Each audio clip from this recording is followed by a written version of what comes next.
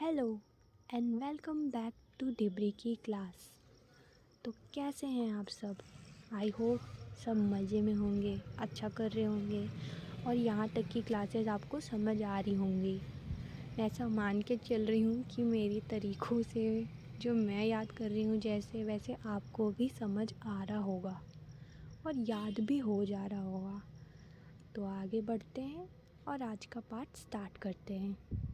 Let's see. तो आज हम एक नया टॉपिक, एक नया सब्जेक्ट स्टार्ट करने जा रहे हैं जो हमारा साथ के साथ चलेगा। हमने अभी तक छत्तीसगढ़ का हम इतिहास देख रहे थे या सीजी हिस्ट्री देख रहे थे, तो अब हम एक और सब्जेक्ट साथ के साथ लेके चलेंगे जो है इंडियन जियोग्राफी। ठीक है, और इंडियन जियोग्राफी का हम आज बेसिक्स देखेंगे, एकदम स्टार्टिंग। पहले उसका क्लासिफिकेशन वगैरह सब देखेंगे, पढ़ना कैसे है वो देखेंगे, पढ़ना क्यों है वो देखेंगे, जियोग्राफी क्या है वो देखेंगे। तो आज की क्लास थोड़ी सी इंटरेस्टिंग, मतलब हो सकता है आपको ना लगे क्योंकि हम सिर्फ बेसिक चीज़ें ही कवर करेंगे। पढ़ना कहाँ से है, किन बुक से पढ़ना है। तो स्टार्ट करते हैं आज की क्लास। आज का हमारा टॉपिक है जियोग्राफी। क्या है? जियोग्राफी का पार्ट हम स्टार्ट करने वाले हैं। और जियोग्राफी में भी इंडियन जियोग्राफी हम स्टार्ट करने वाले हैं। क्या स्टार्ट करेंगे? Indian geography. तो हम जियोग्राफी में पहले क्लासिफिकेशन देख लेते हैं। और इन जनरल एक बात बताओ, जियोग्राफी का फादर किसको बोला जाता है? जियोग्राफी का फादर खुद सर्च करना, तब तक के लिए वैसे मैं आंसर दे देती हूँ। टॉलमी, फादर ऑफ जियोग्राफी बोला गया है टॉलमी को। ठीक है, बाकी तुम लोग तो होशियार हो ही, सब सर्च करके रखना। ठीक, अब हमको इसका क्लासिफिकेशन देखना है। तो सबसे पहले जियोग्राफी को फिज़िकल जियोग्राफी में क्लासिफाई किया जाएगा, और फिर रीजनल, फिर इन्वायरमेंट, फिर एस्ट्रोनॉमी। क्या क्या है? Physical geography, regional geography, astronomy और इन्वायरमेंट। अब फिज़िकल जियोग्राफी यानी क्या समझ में आ रहा है? जियोग्राफी या क्लाइमेट से रिलेटेड, मतलब जो पार्ट रहेगा, जो ओशियंस रहेंगे, ये सब हमारा जो फिज़िकल चीज़ें आएंगी ना, उसमें फ़िज़िकल जियोग्राफी आ जाएगा। ठीक है, जियोग्राफी वाला पार्ट, ओशियन वाला पार्ट, क्लाइमेट वाला पार्ट, ये सब हम किस में देखेंगे? फिज़िकल जियोग्राफी में। फिर आ जाते हैं अपन रीजनल जियोग्राफी में। रीजनल जियोग्राफी क्या है? जो प्लेसेस स्पेसिफाइड जियोग्राफी है। रीजनल यानी कि नाम से समझ में आ रहा है, रीजन स्पेसिफिक। ठीक है, तो इसमें हम दो देखेंगे, इंडियन और वर्ल्ड जियोग्राफी। अब जो लोग यूपीएससी की तैयारी कर रहे हैं उनके लिए, उनको तो वर्ल्ड जियोग्राफी वर्ल्ड लेवल पे देखना पड़ेगा। और क्योंकि अपन सिर्फ सीजीपीएससी वाला पार्ट देख रहे हैं, तो अपने को वर्ल्ड जियोग्राफी नहीं देखना है। वर्ल्ड जियोग्राफी में मतलब कहीं नाइजीरिया का भी क्लाइमेट पूछ सकता है, उसका एरिया पूछ सकता है, अमेरिका का पूछ सकता है, अफ़गानिस्तान का, पाकिस्तान का, मतलब वर्ल्ड में आने वाले हर रीजन में, यूरोप का, कहीं का भी उठा के पूछ सकता है। और हमको वो पार्ट पढ़ना रहेगा, मतलब डायमेंशन बढ़ जाएगी। बाकी ऐसा मतलब पढ़ने का तरीका वही रहेगा, बस वाइड हो जाएगा, वास्ट हो जाएगा सिलेबस। फिर हमको देखना है इंडियन जियोग्राफी। रीजनल में भी अपने को इंडियन जियोग्राफी देखना है, जो हमारा प्री या मेंस का कंटेंट रहेगा, इंडियन जियोग्राफी। अब सबसे इम्पॉर्टेंट बात, इंडियन जियोग्राफी देखना क्यों है? क्योंकि सीजीपीएससी में इससे लगभग 5 क्वेश्चन आते हैं। लगभग मतलब 5 से 8 रहते हैं, ऊपर नीचे होते रहते हैं, इसलिए अपने को ये इंडियन जियोग्राफी देखना है। फिर हमारा आएगा वो है इन्वायरमेंट। ठीक, इन्वायरमेंट इसमें तो इन्वायरमेंटल यानी कि पर्यावरण से रिलेटेड चीज़ें ही देखना है अपने को।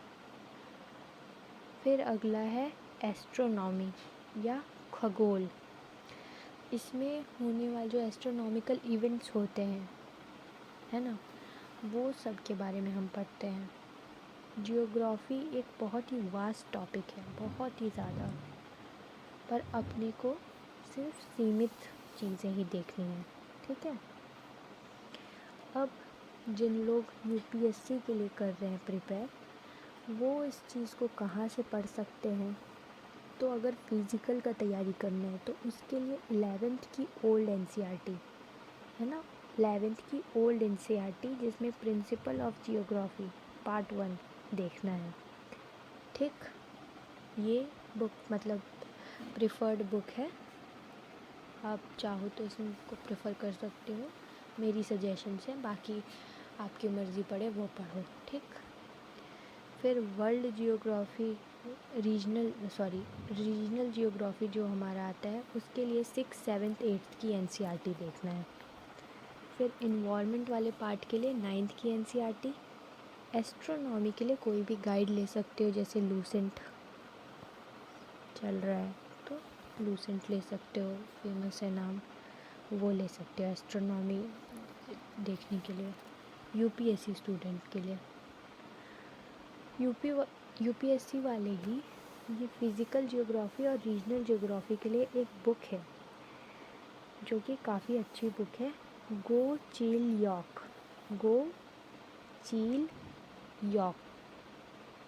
या याक, गो चील याक, ये बुक का नाम है।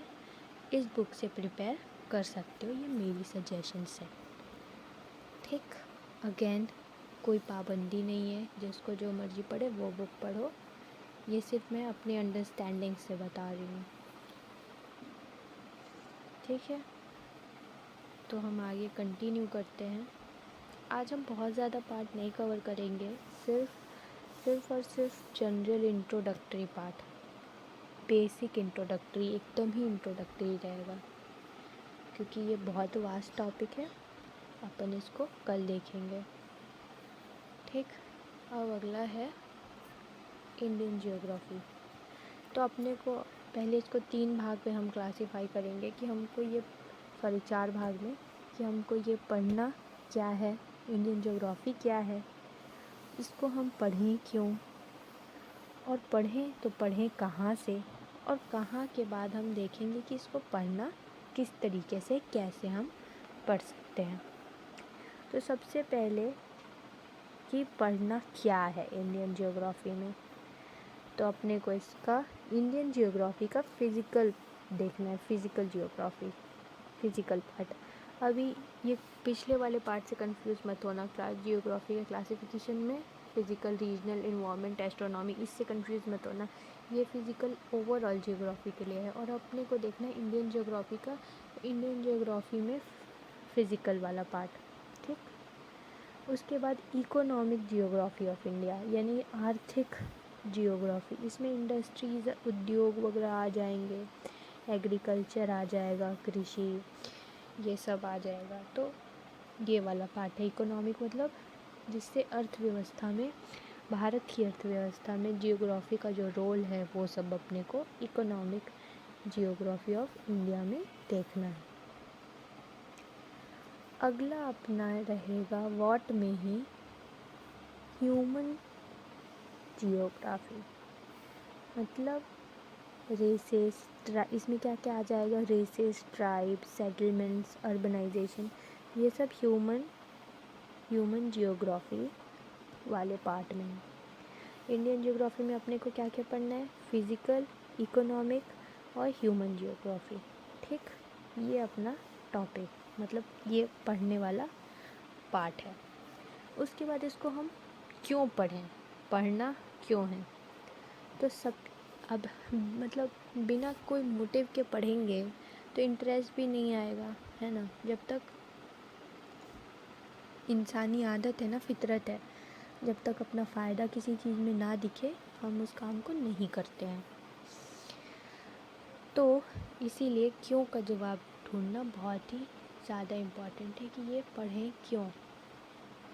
तो सबसे पहले प्री में इससे 5 से 8 क्वेश्चन बनते हैं।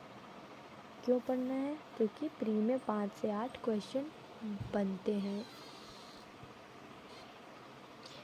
ये जो 5 से 8 क्वेश्चन का ट्रेंड है ये कभी ऊपर नीचे होते रहता है, कभी 5, कभी 6, कभी 7, कभी 8, इस तरीके से ये ऊपर नीचे होते रहते हैं। पर प्री में लगभग जो है वो 5 से 8 क्वेश्चन आते हैं इंडियन ज्योग्राफी के, इसलिए पढ़ना है। फिर इसलिए पढ़ेंगे क्योंकि हमको छत्तीसगढ़ जियोग्राफी के भी 5 से 8 क्वेश्चन जो आते हैं उसमें अपने को हेल्प मिलेगा। क्यों मिलेगा? जब आपका कॉन्सेप्ट इंडियन जियोग्राफी का क्लियर रहेगा तो अपने को छत्तीसगढ़ जियोग्राफी में भी मदद मिलेगा। मतलब मान लो कि भारत में 8 प्रकार के पत्थर मिल रहे, रॉक्स मिल रहे हैं, तो उसमें से अपन देख लिए कि 4 जो हैं छत्तीसगढ़ में मिल रहे हैं। इस तरीके से हम रिलेट करके पढ़ सकते हैं। तो रिलेट करने के लिए जब हमारा इंडियन जियोग्राफी का कॉन्सेप्ट क्लियर रहेगा तो सीजी जियोग्राफी में भी हेल्प मिलेगा। ठीक है, फिर मतलब एकदम आसान लगने लगेगा छत्तीसगढ़ जियोग्राफी अगर इंडियन जियोग्राफी का कॉन्सेप्ट क्लियर है तो। उसके बाद में पेपर 5 के पार्ट 2 मेंस की हम बात करें, पेपर 5 के पार्ट 2 में 50 मार्क्स का क्वेश्चन इंडियन जियोग्राफी से बनता है और पार्ट 3 में 75 मार्क्स का क्वेश्चन। मान लो नहीं से नहीं भी तो दोनों को टोटल कर लेंगे तो अप्रॉक्स 100 मार्क्स का क्वेश्चन जो है वो इंडियन जियोग्राफी के पार्ट से पेपर 5 के पार्ट 2 और 3 में मिल जाएगा। एक ये रीज़न, और चौथा और आखिरी रीज़न ये है कि अपने को ऐसे का पार्ट भी आसानी से बनने लगेगा। क्योंकि कभी ये जो ऐसे का पेपर होता है उसमें कई टॉपिक ये ऐसे के ऐसे आ जाते हैं जो कि इंडियन ज्योग्राफी से रिलेटेड होते हैं, उस पे दे देता है। मान लो अर्बनाइजेशन वगैरह पे दिया तो वो ज्योग्राफी का कॉन्सेप्ट क्लियर रहेगा तो ऐसे वाले पार्ट में आपके पास लिखने के लिए कंटेंट रहेगा, उसको आप अपने शब्दों में तोड़ मोड़ के लिख सकते हो। इसलिए पढ़ना है। क्यों समझ में आ गया? तो अब हम पढ़ते हैं, देखते हैं कि हमको ये पढ़ना कहाँ से है। ठीक, तो कहाँ से पढ़ना है? तो इसके लिए बुक्स के नाम हैं, एक तो गोपाल सिंह, मामोरिया और खुल्लर। ये 3 नाम हैं, प्रचलित नाम हैं पब्लिकेशंस के। इससे आप रेफरेंस ले सकते हैं, इससे चाहो तो पढ़ सकते हो। ये बुक्स हैं। उसके बाद में अगला जो टॉपिक है हाउ, पढ़ना कैसे है। पहले हम देखेंगे टॉपिक, फिर उसका सब टॉपिक, फिर उसका एक्सप्लेनेशन, और उसके बाद में देखेंगे प्री और मेंस में उससे कैसे क्वेश्चन बन रहे हैं। अपने को पढ़ना कैसे है? टॉपिक, सब टॉपिक, एक्सप्लेनेशन, फिर प्री और मेंस के क्वेश्चंस। ठीक, यहाँ तक का मामला समझ आया? आई होप समझ में आ गया होगा। अब नेक्स्ट हम देखेंगे general introduction. General introductory part है। A general introduction India, a general introduction, introduction of India अपने को देखना है। ये एकदम ही बेसिक और जनरल चीज़ें हैं। सबसे पहला इसका टॉपिक है नेमिंग ऑफ इंडिया। इंडिया का नामकरण कैसे किया जाएगा, कैसे किया गया। तो India can be mentioned with many names. India can be mentioned with many names. अब मैं नाम पढ़ूँगी और नाम के साथ में मैं मतलब मैं पहले डिस्क्रिप्शन पढ़ लेती हूँ और उसके बाद में मैं उसका एक्सप्लेनेशन दूँगी। ठीक है। This name is related Aryavarta. पहला नाम है Aryavarta. This name is related to the Vedic civilization and the resident of northwestern India who established Aryavart from Afghanistan to Burma. Maharshi Patanjali mentioned our country as Aryavart or the country of Aryans in his composition Mahabhashya.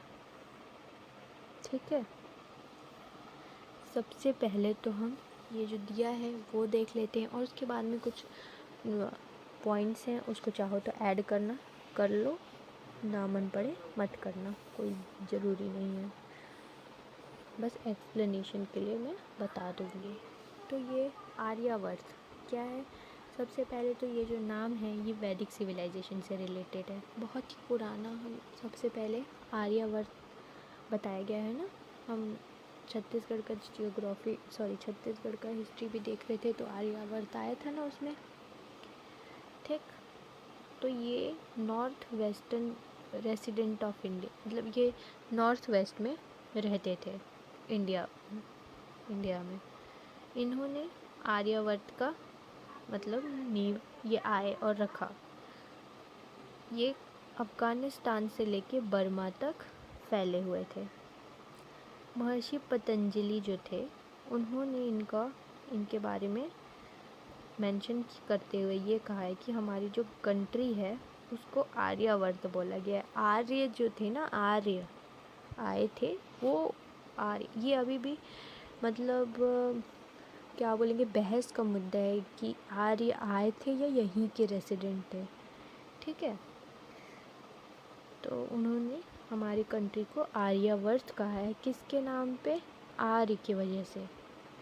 अब ये अभी तक जो है Max Muller theory जो है famous है, जिस पे बेस्ड आर्यावर्त को अपन लेते हैं, तो उसका ऐसा कहना है कि ये सेंट्रल एशिया में थे और सेंट्रल एशिया से ये नॉर्थ वेस्ट इंडिया में आए।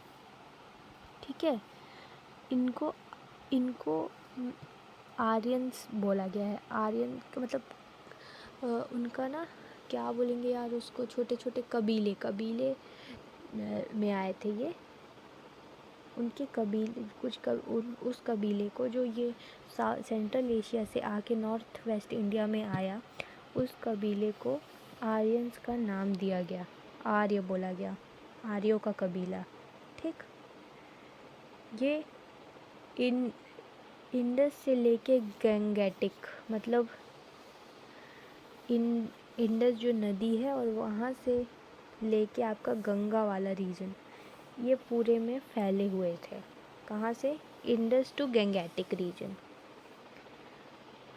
ये जिस प्लेस में रहने लगे, आर्य का जो कबीला था या जो जगह था जहाँ ये रहने लगे, उस जगह को आर्यावर्त बोला गया। इसलिए यहाँ का नाम, हमारी कंट्री को आर्यावर्त बोला गया, क्योंकि आर्य यहाँ पे रहने लगे थे और इन्हीं को ओरिजिनल पीपल ऑफ इंडिया भी बोला गया है, असली भारत के निवासी। ठीक, आर्य के बारे में इतनी इन्फॉर्मेशन पर्याप्त है और ये ओल्डेस्ट नेम है। ये जो आर्यावर्त है ये ओल्डेस्ट नेम है। इसके बाद अपने को अगला जो देखना है वो है हिंदुस्तान। क्या देखना है? Hindustan. This name is related to the Sindhu river. Persian और Iranian called it as Hindu river, from which the name Hindustan came up. In Iranian inscription we found the name Hindustan. ठीक, ये जो ईरानी पारसी लोग थे ना, ये लोग, पहले तो नाम से समझ में आ रहा है हिंदुस्तान, मतलब हिंदू जहाँ पे रहते थे, जहाँ पे हिंदू प्लस स्थान, इसको आप अलग करोगे तो हिंदुस्तान बन जाएगा, मतलब हिंदू प्लस स्थान। तो जो ईरानी थे ना वो स को ह बोलते थे, उनको आदत था स को ह बोलने का। ईरानी, पर्शियन या क्या लिखा हुआ है यार, पर्शियन और ईरानी, हाँ, ये इनको आदत था स को ह बोलने का। तो ये जो नदी थी ना, सिंधु नदी, उसके वजह से इनको सिंधु को हिंदू बना दिए, मतलब उनको सिंधुस्तान बोलना था। सिंधु नदी के उस पार रहने वालों को स्थान बोलना चाह रहे थे वो, लेकिन स के जगह में वो ह बोलते थे, तो स और ह मिक्सअप होके वो हिंदू बन गया। वो था बेसिकली सिंधु, जिसको वो स ना बोल के ह बोल दिया, उनको आदत था स को ह बोलने का। ठीक है, ये नेम सिंधु नदी से रिलेटेड है, मैंने बताया जैसा कि। और पर्शिया ईरानी उसको सिंधु नदी ना बोल के हिंदू रिवर बोलते थे, सिंधु रिवर ना बोल के हिंदू रिवर बोलते थे, क्योंकि उनको स को ह बोलने की आदत थी। ये बैकग्राउंड स्टोरी है जो मैं बता रही हूँ। तो यहाँ से ही हिंदुस्तान नाम निकल के आता है, और जहाँ पे ये हिंदू रहते थे उस जगह को हिंदुस्तान बोला गया, हिंदुस्तान बोला गया, तो ये हिंदुस्तान हो गया। ठीक है, अगला है भारत। क्या है? Bharat. Bharat during the Rig Vedic era there was a prominent जन और कबीला named Bharat. In reality, the first use of the word Bharat is seen in Purans. In Vayu Puran, there is mention of Dushyant Shakuntala's son named Bharat. With this Bharat word was used for only the native of India, and they were called Bharatvanshi, and the country name came up as Bharat. ठीक है, इससे आपको क्या समझ में आ रहा है? Rig Vedic era में एक कबीला था, जो आर्य आए ना, उनका यहाँ के राजा सुदास, मैं बैकग्राउंड स्टोरी बता रही हूँ, ठीक है, तो बैकग्राउंड स्टोरी बता रही हूँ, ये इसमें मेंशन नहीं है, पहले वो सुन लो फिर इसका एक्सप्लेनेशन मैं करती हूँ। जो आर्य कबीले थे वो इस पे आक्रमण किए राजा पे, और ये राजा जीत जाता है। आर्य कबीले का था वो पुरु था, आर्य कबील पुरु नाम था उसका, जो ये इस पे सुदास पे इन लोग आक्रमण करके जीतने के लिए आक्रमण करते हैं, पर सुदास जीत जाता है। पर वो इसकी ब्रेवरी, पुरु की ब्रेवरी की वजह से, मतलब साहस देख के वो इनसे रिश्ता जोड़ लेता है।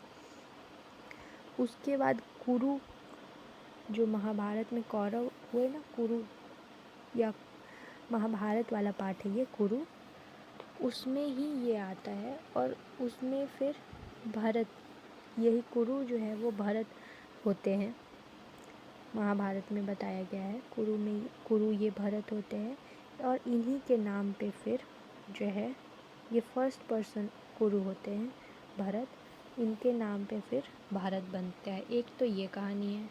दूसरा ये है कि ये जो पहला वाला है ना, देयर वॉज वन प्रोमिनेंट जन और कबीला नेम्ड भरत, तो ये वाला एक कहानी है। उसके बाद में ये जो है पुराण में देखा गया, वायु पुराण में, कि दुष्यंत और शकुंतला का जो बेटे रहते हैं भरत, उनके नाम पे भारत का नाम भारत बनता है। ठीक है, वहाँ से आता है। ये दो बातें हैं, दो फैक्ट्स हैं भारत के बारे में। उसके बाद में अपन देखेंगे इंडिया। आज बस हम नेमिंग ही देखेंगे, बहुत ज़्यादा डीप में नहीं देख रहे हैं। तो इंडिया में अपन देखेंगे, Greek called the Sindhu river Indus, as in this valley growth of cotton was prominent and they called cotton Sindus. People who resided in the Indus Valley came to be known as Indians. Other than this, origin of word India can also be depicted from the Greek word Indoi. इस पे भी दो कहानी है। जो Greek लोग थे ना, वो ये सिंडस, दे यूज सिंडस फॉर कॉटन, कॉटन यानी कपास। ग्रीक थे, वो कॉटन के लिए सिंडस का यूज़ करते थे। ठीक, सिंडस से फिर आता है इंडस, इंडस से बनता है इंडियन, और इंडियन से इंडिया आता है। ये इसमें साफ साफ लिखा हुआ है कि जो ये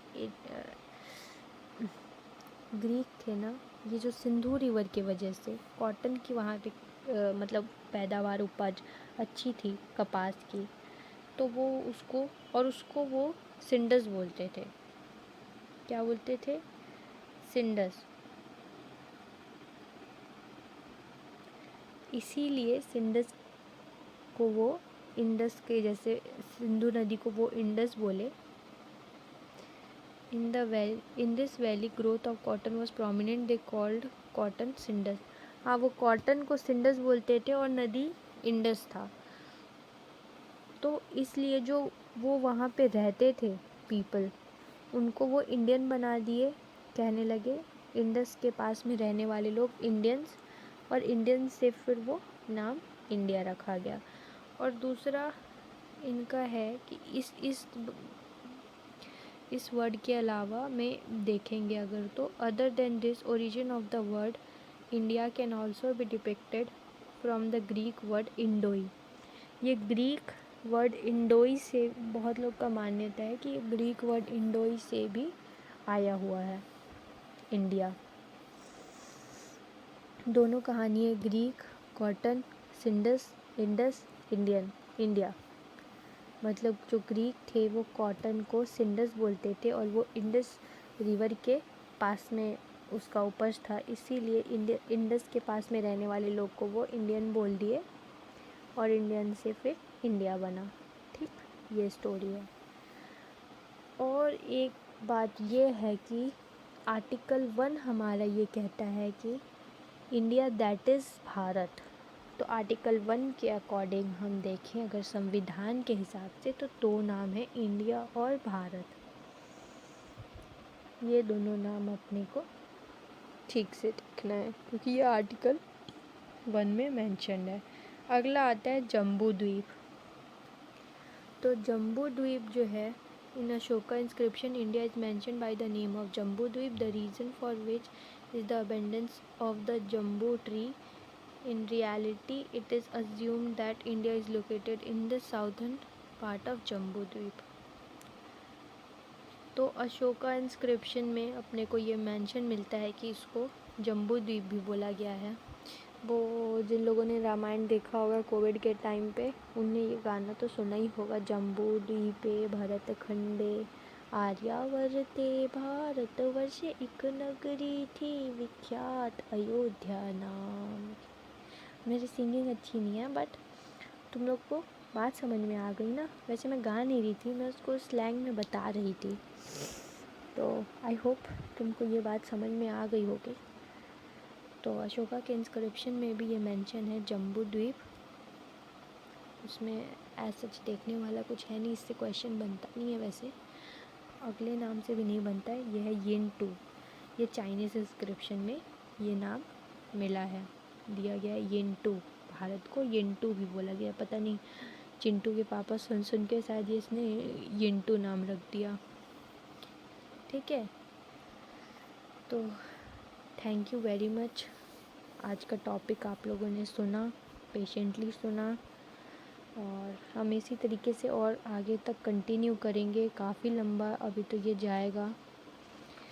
और एक छोटा सा रिकैप ले लेते हैं। तो हमने पहले देखा था जियोग्राफी, उसका क्लासिफिकेशन, फिर हम देखें इंडियन जियोग्राफी। उसमें हमने देखा कि हमको वो पढ़ना क्या है, उसमें क्यों पढ़ना है, कैसे पढ़ना है और कहाँ से पढ़ना है, ये सारी चीज़ें हम देखे। उसके बाद में हमने सिर्फ नोमेनक्लेचर देखा, नेमिंग देखी। तो क्या क्या नाम थे, हमने भारत के क्या क्या नाम देखे इंडिया के, आर्यावर्त, हिंदुस्तान, इंडिया, भारत, जम्बू द्वीप और यिंटू। ये 6 नाम हमने देखे। यिंटू को रिलेट कर लेना चिंटू के पापा से, और बाकी नाम तो तुम लोगों को याद हो ही जाने चाहिए, इजी है ना क्योंकि। चलो तो bye bye, thank you, good night.